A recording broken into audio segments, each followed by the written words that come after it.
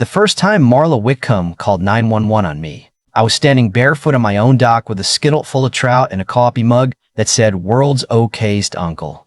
She told the dispatcher there was an armed drifter squatting beside Willow Glass Lake, and while she shouted that I was dangerous, I was mostly worried about burning breakfast.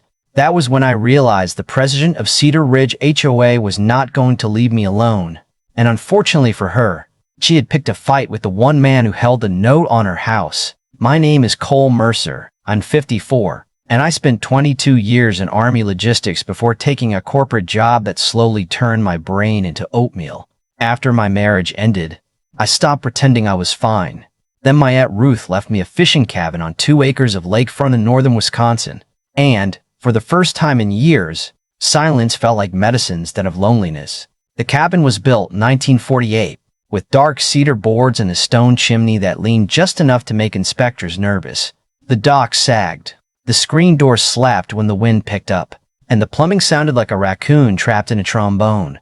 But it was mine. While Ruth had been growing tomatoes and catching perch, a development called Cedar Ridge had risen around her property, 32 oversized homes with perfect lawns. My parcel had never joined the HOA, but facts become inconvenient when they stand between a control freak and valuable land. Marla showed up on my 3rd morning wearing white designer sneakers on a muddy gravel drive.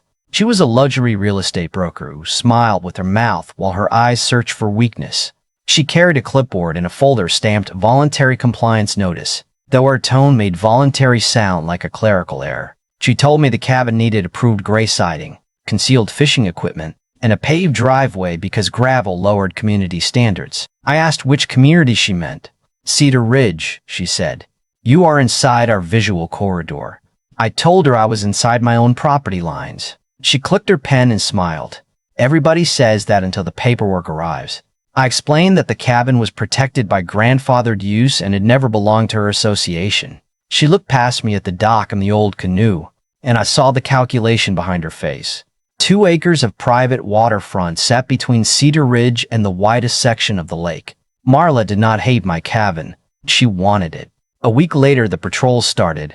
A Cedar Ridge security SUV rolled past at sunrise and after dark. Anonymous complaints reached the county about sewage, open fires, noise, and something called unsanitary fish processing. I found orange survey tape tied to trees on my south boundary. Someone photographed my truck, my guests, even the inside of my shed. The neighbors became careful around me, quiet in the way people get when they know a bully's watching.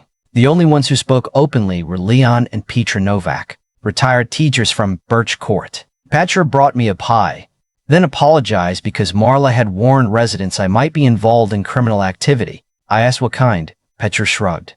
Apparently the fishing kind. 3 days later, a county environmental inspector arrived because someone had claimed my septic system was leaking into the lake.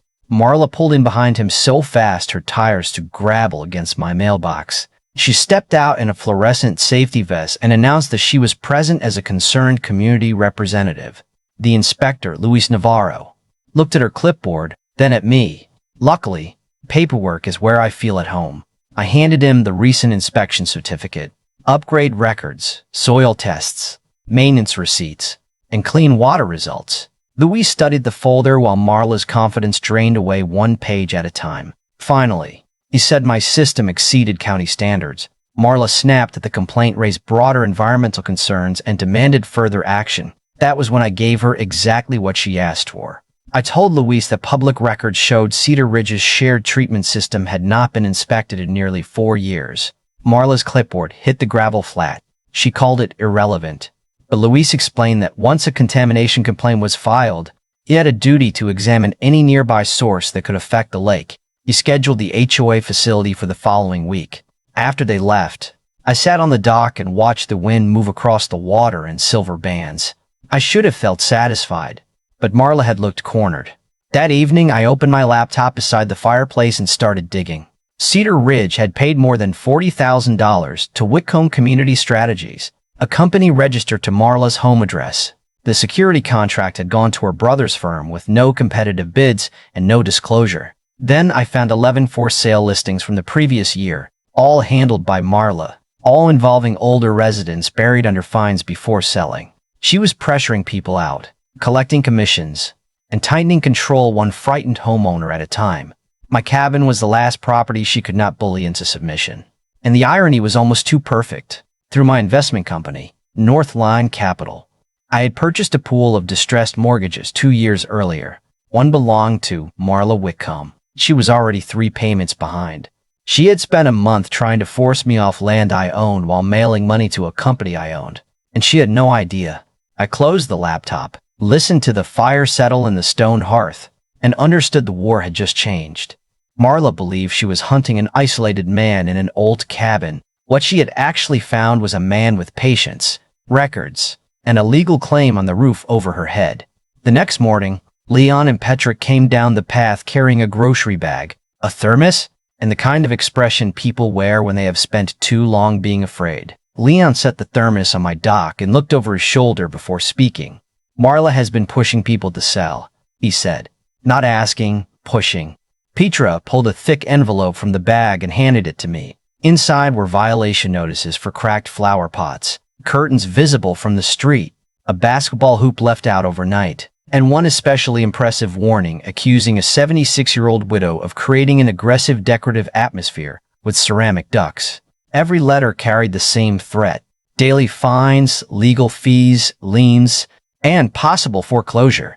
How many families? I asked. At least 14, Petra said. Mostly the ones who bought before prices went crazy. Marla tells them an outside investor wants the whole development, then says they should sell before their homes lose value. I already knew the outside investor story was a lie, but I did not yet understand the shape of the truth. Marla was creating fear, manufacturing violations, then offering to list the same homes she had helped destabilize. She collected commission on the sale. Her brother collected security and maintenance contracts, and the HOA collected fines that disappeared into a budget nobody could properly explain. It was not neighborhood management. It was a toll booth built around people's lives. 2 nights later, she called an emergency board meeting to address what she described as the growing threat from the lakefront encampment. That meant me, apparently, though my encampment had a property deed, a stone fireplace, and better coffee than the community center. I was not invited. But Leon sent me a photo of the agenda, and since my cabin appeared in 3 separate resolutions, I decided basic manners required me to attend.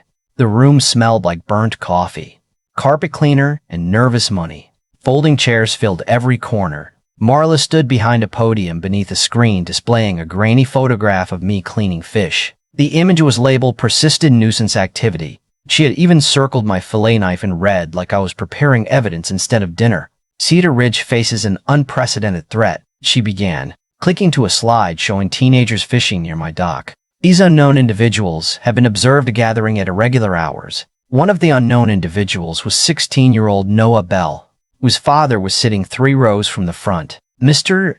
Bell raised his hand and said, "That is my son." Marla barely blinked. Then you should be especially concerned about the influences around him. Her next slide proposed a $500 monthly special assessment for enhanced security, legal enforcement, and waterfront protection. The room erupted. People started doing math out loud, which is always a bad sign for the person asking for money. I stood in the back and said, "Who owns the security company?" Marla looked at me as if a raccoon had learned to speak. "You're not a member. Leave immediately." I asked again, "Who owns the company receiving the contract?" Her brother, Todd, appeared near the side wall in a black polo embroidered with Cedar Shield Protective Services. He had the soft hands and hard stare of a man who liked uniforms more than responsibility. Marla told him to escort me out. Todd took 2 steps toward me, then stopped when I raised my phone. $42,600. I said, "That is what this association paid Whitcomb Community Strategies over the last 18 months. Another $31,000 went to Cedar Shield. No competitive bids, no conflict disclosure, and no board vote recorded in the minutes." The room went quiet enough to hear the old ventilation system coughing in the ceiling. Marla said the arrangements were fully legal. I asked whether she would mind showing everyone the bids. She accused me of harassment. I asked whether she would mind showing everyone the invoices. She accused me of defamation. I asked whether she would mind explaining why 3 elderly homeowners were fined within days of refusing to list their houses with a real estate agency. That was when Petra stood. Her voice shook at first, then steadied. "We have the letters," she said. "All of them. Leon rose beside her, holding the folder against his chest. Several other homeowners began speaking at once. A woman named June Mallory said Marla had threatened to lean her house over a faded garden bench. Mr. Bell said Cedar Shield had photographed his daughter through their backyard fence. A widower from Hawthorne Lane said he had paid $8,000 in emergency assessments, but never received an explanation of where the money went. Marla hammered her gavel and demanded order, but the sound only made her look smaller. I had one more thing to show them. During a survey at my waterfront boundary, I had learned that Cedar Ridge's prized community pier sat 19 feet inside my recorded easement. The structure had been built without Aunt Ruth's permission, without compensation, and without a valid county authorization. I projected the survey from my phone onto Marla's screen. The bright red property line ran straight through the middle of the dock. A collective groan moved through the room. The pier was printed on every sales brochure Marla used to sell homes in Cedar Ridge. It was the centerpiece of the development, the place where residents launched kayaks, posed for wedding photographs, and watched fireworks every 4th of July. Marla stared at the screen, then at me. "You cannot take that away from these families," she said. I told her I had no interest in taking anything from the families. I was simply pointing out that the woman lecturing me about compliance had overseen years of illegal use on someone else's property. By the time the meeting collapsed, homeowners were demanding bank statements, recall procedures, and independent audits. Marla shouted that I would be hearing from her attorney. I told her to make sure the attorney billed her personally, not the HOA.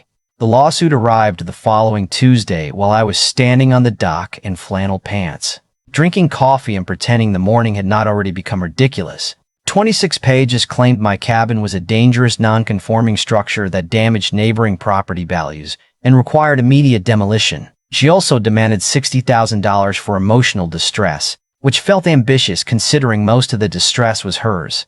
I sent everything to Evelyn Shaw, the attorney who had handled the final stages of my divorce and later helped structure Northline Capital. Evelyn had a dry voice, sharp instincts, and a personal dislike of people who treated legal paperwork like a weapon. She called me an hour later laughing so hard she had to mute herself. "Cole," she finally said, "this complaint is a masterpiece. It is wrong in at least 9 different ways. The cabin had continuous use protection, historical status, and a chain of occupancy going back nearly 8 decades.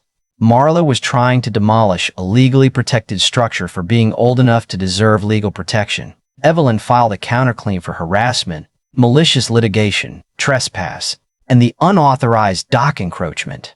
Discovery opened the HOA records, and that was where the situation stopped being funny. Reserve funds had been moved into operating accounts, then transferred through Marla's consulting company. Personal expenses appeared disguised as administrative services, vehicle costs, client dinners, hotel stays, and something listed as community image development that turned out to be a luxury spa weekend. Worse, payments from the HOA flowed into Marla's private account days before her mortgage payments reached Northline Capital. She had been using homeowners' money to keep her own house out of default.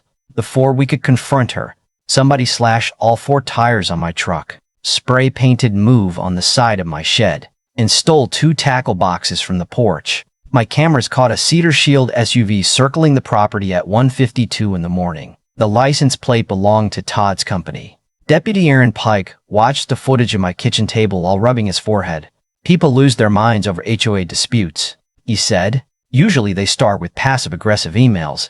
This one appears to have skipped directly to criminal evidence." News of the vandalism spread, and something changed in Cedar Ridge. Fear began turning into anger. June Mallory arrived at my cabin with a petition signed by 25 homeowners supporting my right to remain on my property. Noah Bell and his father helped replace the damaged shed boards. Leon organized copies of every violation notice he could find, while Petra made enough soup to feed a small infantry unit. The community Marla had kept separated started talking to itself again, and that was the one thing she could not control. Then Evelyn called with the discovery that changed the entire battlefield. Northline Capital did not hold only Marla's mortgage. It held 13 mortgages inside Cedar Ridge, including several families who had fallen behind after paying Marla's inflated assessments. Marla herself owed $49,000 in missed payments, fees, and interest. Evelyn said I could begin foreclosure immediately. I looked out across the lake, where the evening sun had turned the water copper. and for a moment I felt the old military part of me calculating pressure points, timelines, leverage, routes of retreat. It would have been easy to crush her quietly. File the notice, seize the house, let the humiliation happen behind closed doors. But revenge behind closed doors would not return the stolen money, clear the false fines, or show the frightened families what had been done to them. Marla had built her power in public, through meetings, notices, threats, and shame. If it ended, it needed to end where everybody could see it. Cedar Ridge's annual meeting was scheduled for Saturday night. Marla planned to request emergency authority to remove me, expand security powers, and levy another assessment. She believed it would be her final victory, so we gave her every reason to keep believing it. Evelyn prepared the foreclosure notice. Leon and Petra organized the homeowners. Deputy Pike quietly forwarded the financial records to the county fraud unit. I spent 3 nights turning bank transfers, contracts, mortgage documents, and security footage into a presentation simple enough that nobody could hide behind legal language. Then, 48 hours before the meeting, Inspector Navarro called me just after sunrise and said someone had offered him $5,000 to declare my cabin structurally unsafe. He could not officially name the person yet, but he had recorded the conversation and contacted the county prosecutor. I thanked him, hung up, and stared at the coffee in my hand. Marla was no longer trying to win.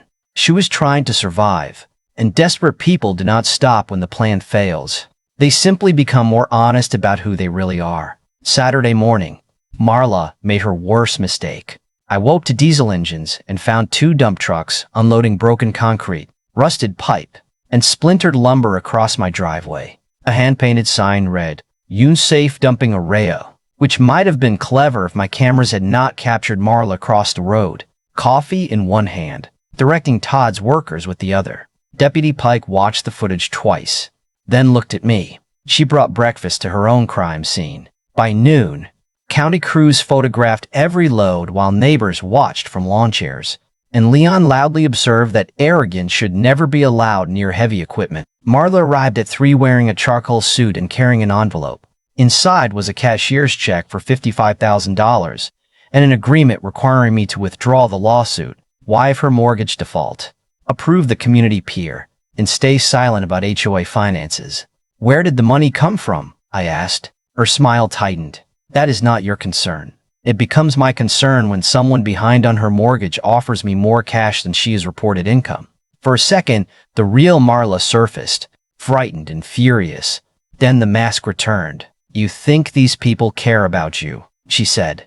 "The moment their property values are threatened, they will turn on you." "Maybe," I said, "but tonight, they get to choose for themselves." She leaned closer, perfume cutting through pine and lake water.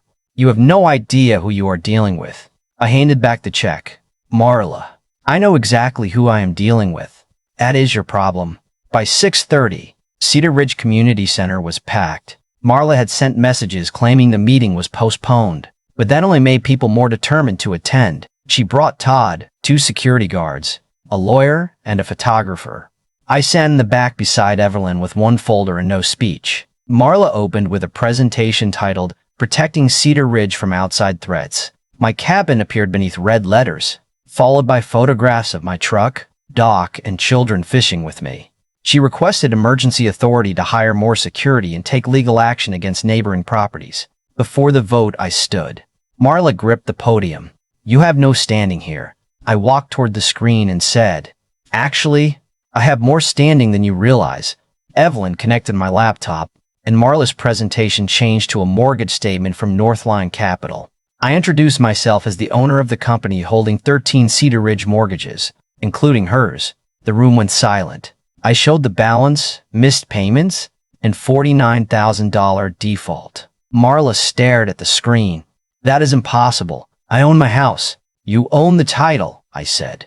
"Northline owns the debt, and you have been trying to evict your lender from his own land." Leon laughed, and nervous laughter spread through the room. Marla called the documents fake, so I showed the bank transfers. HOA reserve money moved into her consulting company, then into her personal account, then to Northline before each mortgage payment.